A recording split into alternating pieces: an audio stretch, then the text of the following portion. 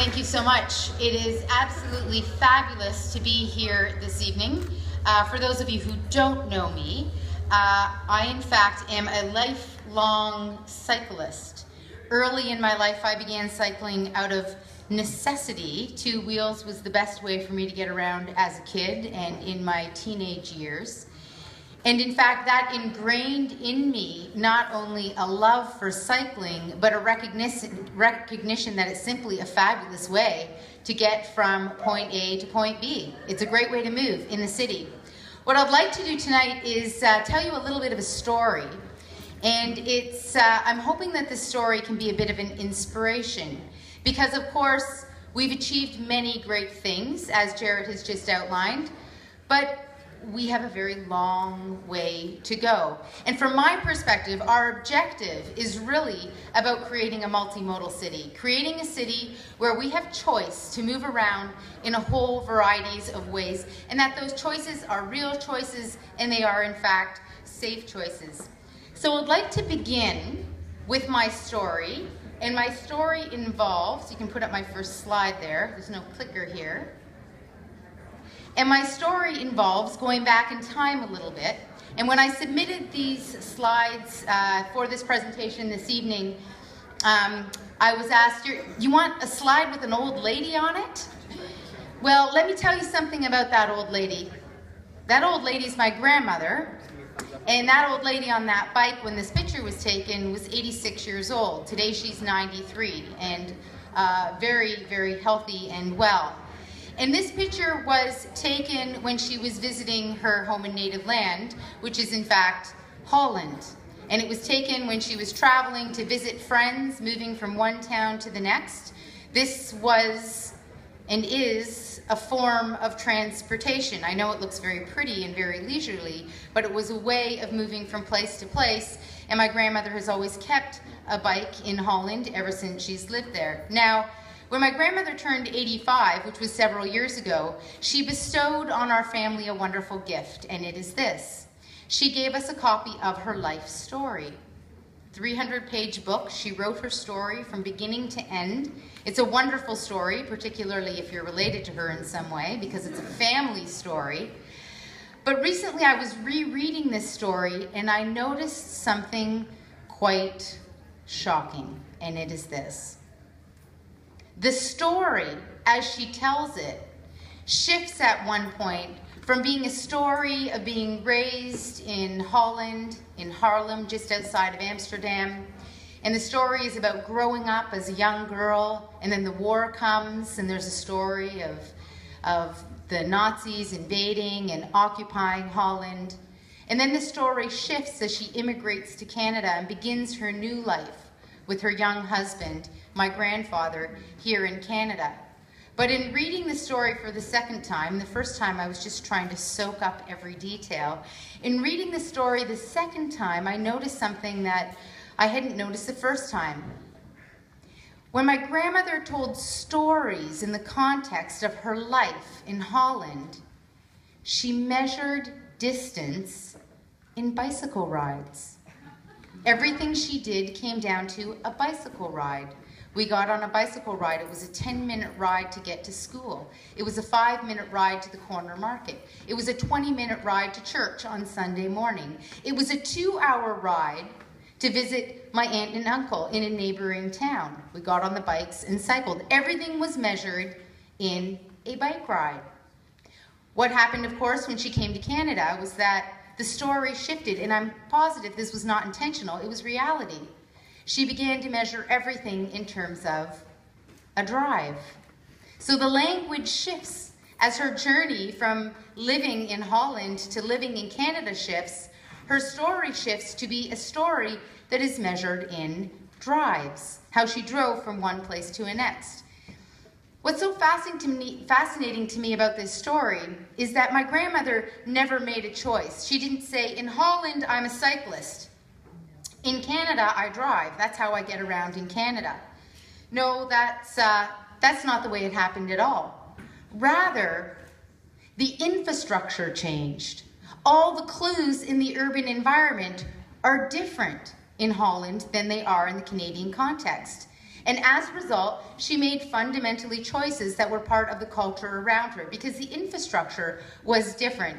And we know this to be true. We've seen this in the City of Toronto, that when we build different infrastructure, people make different kind of choices about how they move about in the city.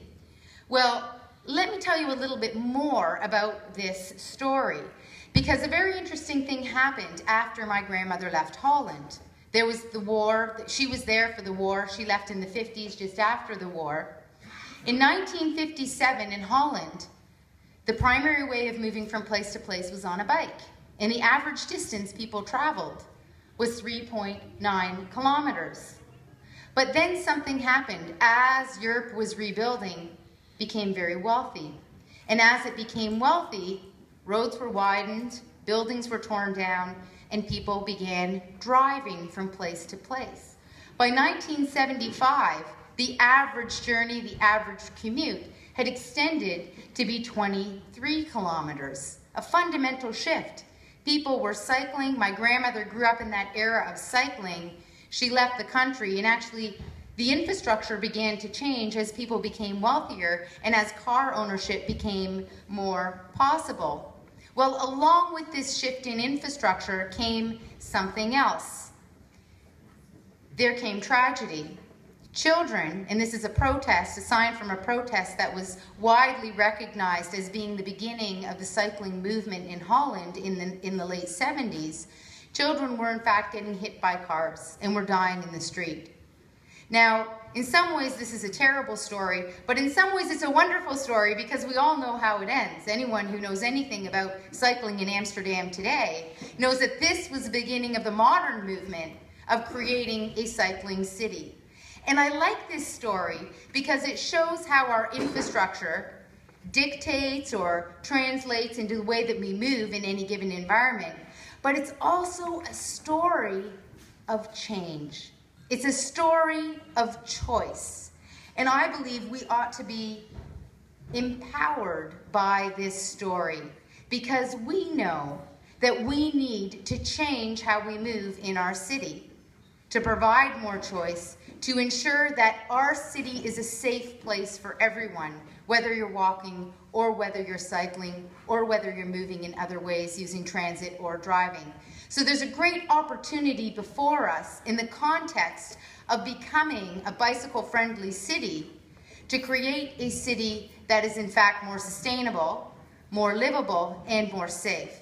And we know that other places have been there, gone through a transition, and come back again. We have the opportunity before us to become something quite different from what it is that we are today. Now, if we look at where we're going, many of you have probably seen this chart from the recent Pembina report on congestion in Canadian cities. And, you can poke a little bit at this data. For example, we know that Vancouver is really more translatable right to the downtown of Toronto than the amalgamated city. But still, the point can be made and should be made that we know that we're laggards when it comes to building cycling infrastructure. The data is very clear on the role that cycling can play in creating great communities. We know that. We also know how to build it. That's not the problem either. It's not a design problem. So we have an opportunity before us to become something fundamentally different from what we are today. So what does the future look like? Well, Jared mentioned in his opening comments the recently approved by City Council plan for Eglinton Avenue, straight across the heart of the city, straight across the center of the city, cycling lanes that link together a whole variety of components of the old cities that make the new City of Toronto. There's a very powerful metaphor in this infrastructure running right through the heart of the city that was approved as part of the Eglinton Crosstown project. Now, it wasn't easy to get to this point, to get this planning framework and this environmental assessment approved at City Council. It has taken a tremendous number of consultations, over 70 consultations over 2 years in order to create this planning framework. And it will take many more to get it implemented. But we ought to hold this out in front of us as a vision of what we could be as a city. Because we could be a city where young children can travel to school in cycling lanes and be safe. We could be a city where someone like my 86-year-old grandmother isn't afraid to get out and cycle. She knows how to cycle, but she wouldn't do it here. We could be a city where cycling is a critical part of our transportation infrastructure. That is the great opportunity that is in front of us today. And what might that look like? This is in fact a proposed cycling policy framework that we are going to be bringing forward to City Council in the context of our official plan review, looking at how we move in the city. And there's a big idea here in the context of this cycling framework. And of course, you recognize the grid. And the grid is a very important overlay. The assumption being that if we treat cycling like we treat other infrastructure, and in particular transportation infrastructure, we know the infrastructure must be continuous. The cycling lanes must be continuous.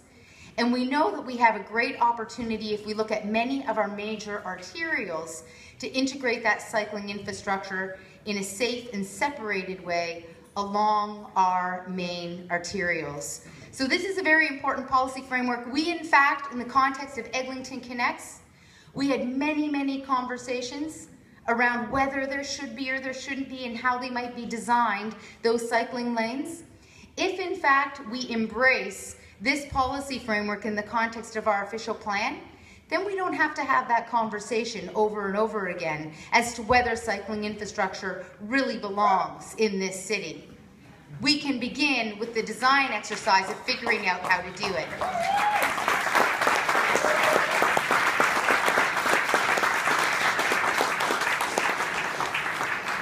So this is a great opportunity for our city to push the conversation one step further to advance a bicycle-friendly city. And I'll leave you on this final note. Some of you might recognize this heat map from the app that was created in order to track where cyclists are going. In fact, many of your routes around the room are on this app, the red lines that you see here. And there's a couple of great observations that we see from this image. And the first one is this, that the busiest streets for cars are also the busiest streets for bikes. And one of the reasons is quite simple, that cyclists want to go the places that people want to go. It's so simple.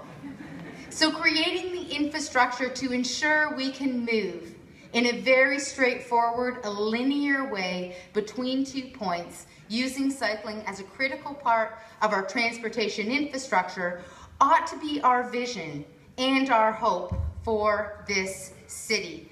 This is really about being hopeful about the future. This is about recognizing that a cycling city is in fact a more humane city. A cycling city is a livable city for people of all ages, from 8 to 80. A cycling city is also a sustainable city where we tread more lightly on our resources. A cycling city is also a lively city. It's a place where we have the opportunity to interact and connect with each other in new ways. And lastly, a cycling city, we know, is also a thriving city.